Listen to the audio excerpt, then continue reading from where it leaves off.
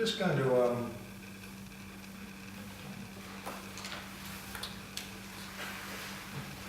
at the sunlight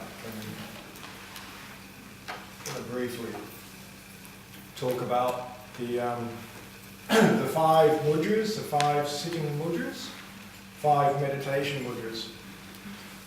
I actually just really took about 4. These mudras, sitting mudras, are standard. The standard mudras, meditation mudras, certainly across pretty much all traditions of Hindu yoga, and also, I think Buddhist yoga as well as Zen, Japanese yoga. So these sitting postures, or sitting mudras, meditation mudras.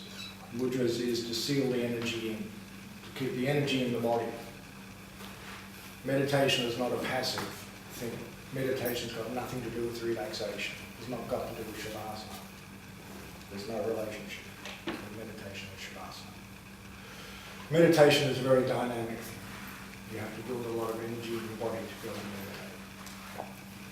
meditate. So, that's what mudras are about, keeping the energy in the body. The mudras are, firstly, with the fingers. The fingers, that's the thumb and the first finger joins. The name's Chin Mudra. It's confusing, it's finger mudra. Chin Mudra, Sanskrit, C-H-I-N. Chin Mudra. So the thumb and the first finger touching. There's a lot of reasons for all this, but the basic sort of reason is it creates a circulation of energy. So you don't lose energy through the body, you keep the energy in the body. That's not academic. It might sound at a certain point academic, but it's not, because at a certain point in meditation, deep meditation, energy moves through the body. So energy just courses through the body. And when energy courses through the body, you don't want to lose energy. You want to contain it in the body. Energy moves through the fingers and through the feet and the top of the head. That's where you lose energy. And through the anus. So first of all, there's the fingers. Now you can sit like this, just with, or you can sit like that. That's a classical, yeah? See the statues and whatever of Buddha or Shiva or whoever, and they're often sitting like this in meditation. But you can also like this, or just your right hand in your left hand, and drop it in your lap with your thumbs touching. So just want everybody to do that, actually. Just do that first. Thumb first finger touch. Turn over again. Just turn over. Turn over. Hand in lap. Okay. So you can use any of those three positions. Second mudra is got to do with the tongue, the tip of the tongue. Through yoga practice, during asanas also, keep the tip of the tongue on the roof of the mouth behind the teeth, the upper palate. It's one of the reasons is because if the tongue is loose in the mouth and moving around in the mouth, what happens is it's stimulating the mind. Yeah? When the tongue's loose and moving around, the mind's stimulated. When the tongue is fixed, the mind starts to become still. There's very fine nerves in the ends of the tongue and then also on the upper palate, which has an effect on the brain. It slows things down. So the tongue on the roof of the mouth, Kachari Mudra. Third is the chin. So as I'm speaking, just try to put your tongue on the... You can put your tongue further back if you want, but it takes a bit of getting used to, like halfway up the palate. Takes a bit of getting used to though, but just behind the teeth is fine. So the next is the chin. So the chin gently drops for meditation practice, gently drops. Creates a little bit of a narrowing of the esophagus here by the chin dropping. And when the chin drops, Janadhara Mudra, when the chin drops, the eyelids naturally drop. So then you're only taking in a certain amount of light. So the eyelids drop, the eyes might be, you could say, half closed or even 3/4 closed, and you're getting some light in. Just do it as I say. And you're looking up through your upper eyelids. So drop the eyelids and just look up through your upper eyelids.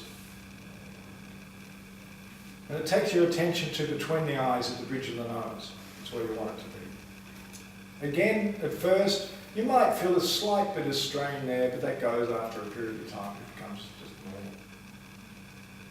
Or, with the eyes can be gently open as described, or you can close your eyes, but gently close your eyes. When you gently close your eyes, look up through the eyelids again with the eyes gently closed, and it'll take your attention to between the eyes. It's called Shambhavi Mudra. It's called the gaze of depth. Shambhavi Mudra. The gaze of depth, because you're not looking outwards, you're looking inward. And so you've got your fingers, you've got your tongue, you've got your chin, and you've got your eyes. The last mudra is the anal lock, which just pull the anus up and tighten the anus up. But in meditation, you'll find that when you start to focus and concentrate, you'll find that there is an uplifting in your body, an uplifting from the anus. So there is a pulling, a tightening. Okay. All right. I'm just going to now, the next little thing that we're going to do is breathing. Because your chin's dropped, you've narrowed the esophagus a bit, which means that you can hear your breath flowing at the back of the throat, your in-breath and your out-breath. So you hear the flow of in-breath in the back of the throat. You don't hear your breath at the end of the nose, you hear it in your throat, the back of the throat. So just drop your chin, soft eyes, open or close. And just see if you can hear your breath flowing through the back of the throat, your in-breath and your out-breath. Sound of the breath. Just slow breath, let it be slow, strong but slow.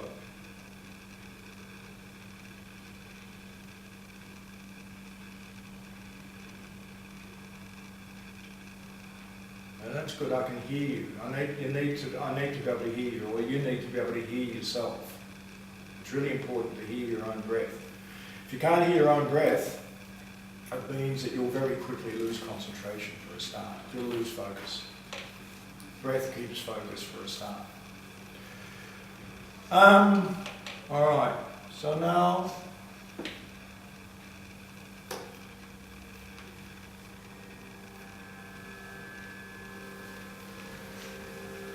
just get comfortable.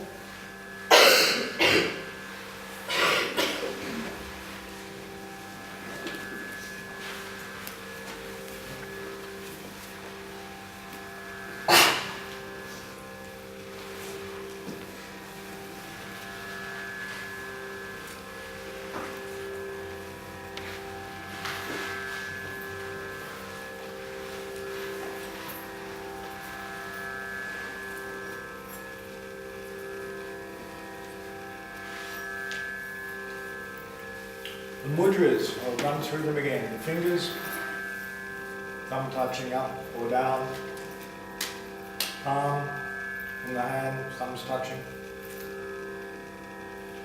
Tongue, tip of the tongue, and the upper palate behind the teeth.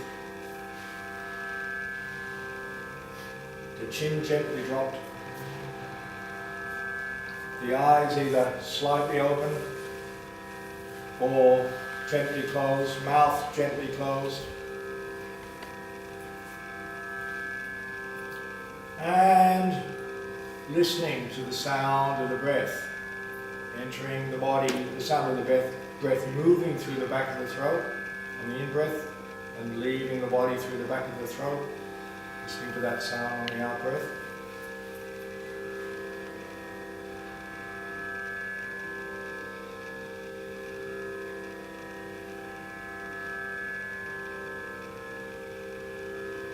And On each, after an in-breath and an out-breath, I'd like you to mentally count 1. After the next in-breath and out-breath, mentally count 2. After the next, mentally count 3. So here we're counting, we're actually, at this point, we'd be counting up to 150, the count of 150. But if and when your mind is not sure of what count you're on, whether it's 7 or 8, you're not sure, am I on 8 or is it 7 or 10 or 40 or whatever it might be, you go back to 1 again. Return to the count of 1 and then start counting upwards again. And if the mind wavers, bring it back to the 1 again. So you just need to be honest with yourself here. This is developing the capacity, mental muscle, the capacity to be able to focus. And you can kid yourself, but you're only kidding yourself. This is a measure of your capability to keep focus. Go to the breath and just follow the breath and do the count.